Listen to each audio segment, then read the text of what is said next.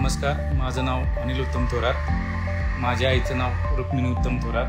माझ्या आईला गेले 1 महिन्याभरापूर्वी सर्दी आणि खोकला आणि मध्ये आधी ताप येत होता.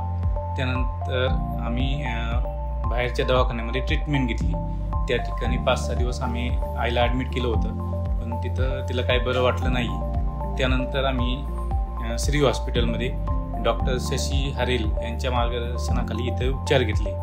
त्यांनी इथं व्यवस्थित उपचार दिल्यानंतर आत्ता आईला पूर्णपणे बरं वाटत होतं. त्यानंतर इथं ॲडमिट केल्यानंतर तिला म्युकरमायकोसिसचं निदान झालं. डॉक्टर राहुल केंद्रे सर आणि शशी हरेल सर यांच्या मार्गदर्शनाखाली नंतर पुढील उपचार चालू केले.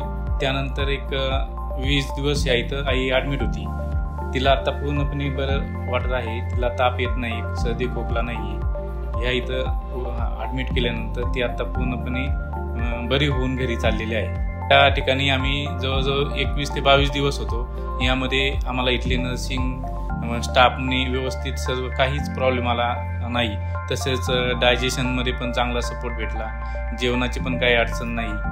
त्यानंतर इतर सरांनी काही अडचण आली तर वारंवार खाली सांगितल्यानंतर पण आम्हाला व्यवस्थित ट्रीटमेंट भेटली. काही अडचण आली नाही.